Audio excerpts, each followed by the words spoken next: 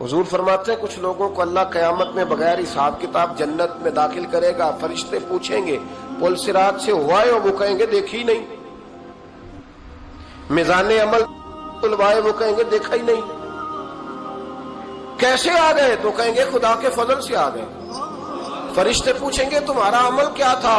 وہ کہیں گے کچھ بھی نہیں، عام لوگوں کی طرح نماز پڑھتے تھے، روزہ رکھتے تھے، حج فرض ہوا تو کیا، زکوٰۃ اگر ہمارے اوپر لاگو ہوئی تو دی، عام روٹین کے معاملات۔ تو فرمائے اتنی بڑی فضیلت کے بغیر حساب کتاب جنت، کوئی تو وجہ ہوگی۔ تو بندے عرض کریں گے وجہ ایک ہی تھی کہ رب جو ہمارے حق میں فیصلہ کرتا تھا ہم اس پر راضی ہو جایا کرتے۔ علامہ اقبال نے ایک بات لکھی ہے، اقبال کہتے ہیں جب میں لندن میں وکالت کرتا تھا تو ایک خاتون تھی، لیڈی بارنس اس کا نام تھا، چھوٹے موٹے مقدمات لے کے وہ میرے پاس آتی تھی۔ بی بی ایک ہوٹل چلایا کرتی تھی، اس کا خامن جو تھا وہ فوج میں ملازم تھا۔ اقبال نے خود لکھا ہے، اقبال فرماتے ہیں کہ ایک دن وہ خاتون پھر کسی کیس کے سلسلے میں میرے پاس آئی، تو جب وہ آئی تو اس نے نقاب اوڑھا ہوا تھا، برقع کیا ہوا تھا۔ تو چونکہ اس نے نقاب اوڑھا تھا مسلمانوں کی نشانی تھی، نقاب اوڑھنا کن کی نشانی ہے؟ اللہ آپ کو خوش رکھے۔ تو کہتے وہ نشانی چونکہ اہل اسلام کی تھی تو مجھے تجسس ہوا۔ میں نے کہا لیڈی خیریت ہے؟ میم صاحبہ یہ برقع پہنا ہوا ہے؟ تو کہنے لگی ہنس کے اقبال مجھے پکا یقین تھا کہ آپ ضرور پوچھیں گے۔ تو میں نے کہا اچھا تو یہ برقع؟ تو کہنے لگی الحمدللہ میں مسلمان ہو گئی۔ تو میں نے فوراً کہا کہ آپ کا شوہر تو فوج میں ملازم ہے، فوجی کے لیے بدلنا اور پھر ملکی قانون اور یہ چیزیں۔ تو کہنے لگی اس نے مجھے کیا کہنا تھا، وہ خود کلمہ پڑھ گیا۔ تو کہتی ہیں میں اور متجسس ہوا، وہ کیس کی بات کرتی تو میرا تجسس بڑھ گیا۔ میں نے کہا تو کیس چھوڑ کے بتا کلمہ کیسے پڑھا؟ تو کہنے لگی اقبال اصل بات یہ ہے کہ میں نا بے اولاد تھی، خاوند بھی بڑے اچھے پیسے کماتا، میں خود بھی ہوٹل چلاتی، پر ڈپریشن اور ٹینشن اور بلا وجہ کی پریشانیاں جان نہیں چھوڑ۔ یہ ٹینشن اور ڈپریشن کا نا مجھے عربی ترجمہ کوئی نہیں ملا۔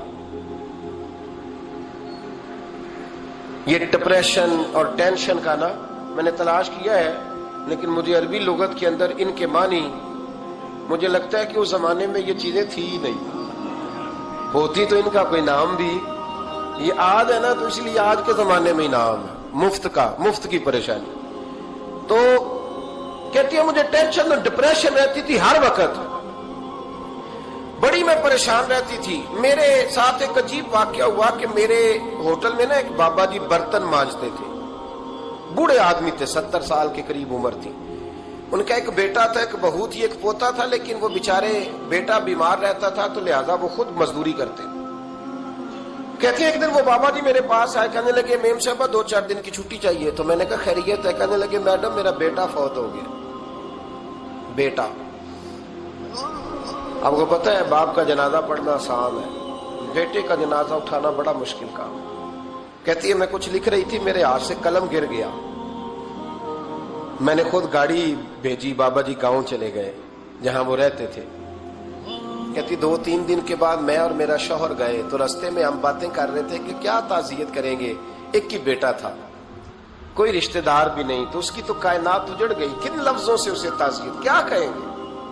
کہتے جب ہم گئے تو وہ ٹوٹی ہوئی چٹائی پہ بیٹھا تھا، کچھ لوگ قریب تھے، ہم نے جا کے کہا بابا آپ مسلمان ہیں، ہم آپ کو کیا نصیحت کریں، ایک ہی بیٹا تھا، کہ کس طرح کر کے ہم آپ کو تسلی دیں۔ تو کہتے اس نے آنکھیں کھولی، بوڑھی آنکھوں میں ایمان کی روشنی،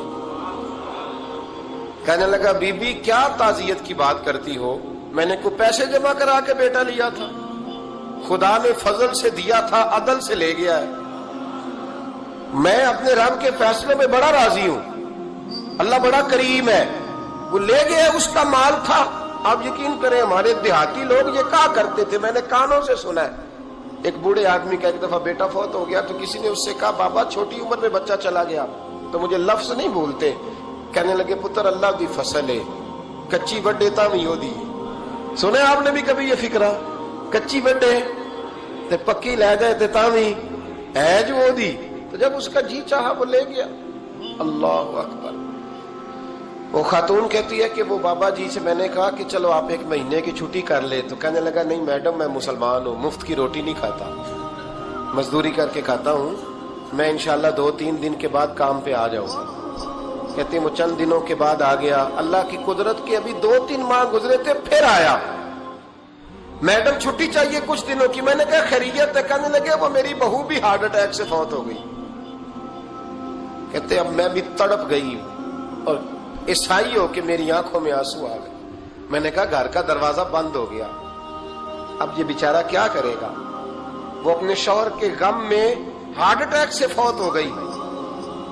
کہتے ہم پھر 2-3 دن کے بعد تعزیت کے لیے گئے. پھر ٹوٹی ہوئی چٹائی, بوڑھا نہ اپنی انگلیوں سے زمین پر کچھ بنا رہا. کہتی قریب گئی اور میں نے جا کے کہا بابا اب تو تسلی آپ نے خود ہی کرنی ہے, جو نظام تھا وہ تو ہو گیا. تو کہتے ہیں پھر اس نے آنکھیں کھولی, آسمان کی طرف دیکھا تو کہنے لگا بیٹی کوئی پریشانی نہیں, میرا بیٹا بغیر شادی کے بھی تو فوت ہو ہی سکتا تھا نا. بس میرے مالک نے جب چاہا جیسے چاہ ہوا. میں انشاءاللہ 2-4 دن کے بعد کام پہ آؤں گا. یہ میرا 3-4-5 سال کا پوتا ہے, ابھی اسکول داخل ہوا ہے, میں ساتھ لے آؤں گا. وہاں میرے ساتھ اوپر کوارٹر میں جہاں میں رہتا ہوں یہ بھی رہے گا. کہتی ہے میں سختے میں آ گئی اس کی کیفیت دیکھ کے. وہ پوتے کو ساتھ لے آیا. کبھی کبھی میں دیکھتی چھت پہ کھڑے ہو کے کہ دادا گھوڑا بنا ہوا ہے اور پوتا سواری کر رہا ہے. وہ سویرے اٹھتا اس کو سکول چھوڑ کے آتا, شام کو لے کے آتا, پیار کرتا, محبت کرتا. تیسری منزل پر ہم نے کوارٹر دیا ہوا تھا, وہاں دادا پوتا رہتے. اللہ تو بڑا بے نیاز ہے. کہتی ہے اقبال ایک دن نا پوتا اوپر والی منزل پہ کھیل رہا تھا, اس کا پیر پھسلا, وہ گردن کے بل زمین پہ گرا. مجھے خبر ہوئی تو میں دوڑی, ایمبولینس منگائی. خون سے لتھڑے ہوئے اس بچے کو دادے نے اپنی گود میں رکھا. اور جب ہم ہسپتال کی طرف گئے تو ہاسپٹل بعد میں آیا, جناب اسرائیل پہلے آ گئے اور کہتے ہیں وہ گود میں دم توڑ گیا. پھر دادے نے اسے اپنے ہاتھوں سے غسل دیا. پھر اس نے اپنے بوڑھے ہاتھوں سے قبر کھودی اور پھر مٹی ڈال کے کہنے لگا انا للہ و انا الیہ راجعون. جے سونا ہی میرے دکھ وچ راضی, جے سونا ہی میرے دکھ وچ راضی. پھر سکھ نو چلے ڈاواں. کہتے ہیں وہ مٹی ڈالی اس نے, اور جب وہ واپس پلٹا تو میں بازو سے تھام کے ہوٹل قریب لائی اور میں نے اس کے قریب کہا کہ بابا تو ٹوٹ گیا ہے, تو بکھر گیا ہے. مجھے محسوس ہوتا ہے کہ اب نہ تیری راتیں اور تیری صبحیں اور تیری شامیں غموں میں گزریں گی. تو کہتے ہیں یوں اس نے ہاتھ رکھے اور یوں آنسو چھٹک دیے.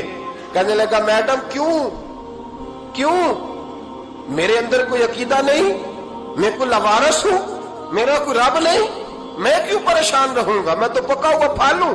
تھوڑے دن گزرے گے قبر میں جاؤں گا, اور جب جنت میں جاؤں گا تو اللہ میری بیٹے سے بھی ملاقات کرائے گا, میرے پوتے سے بھی ملاقات کرائے گا, میرا رب ساری ملاقاتیں کرا دے گا. میں اپنے اللہ کی رضا پہ بڑا راضی ہوں. وہ خاتون کہتی ہے میرا اور میرے شوہر کا کلیجہ پھٹنے لگا. میں نے کہا بابا یہ جذبہ کہاں سے ملتا ہے, یہ سکون کہاں سے آتا ہے, یہ کیفیت کیسے ملتی ہے؟ مجھے کہنے لگا تو نے لینی ہے. میں نے کہا تو کہنے لگا تو بھی گنبد خضرا والے نبی کا کلمہ پڑھ جا, تو بھی رسول اللہ کا کلمہ پڑھ جا.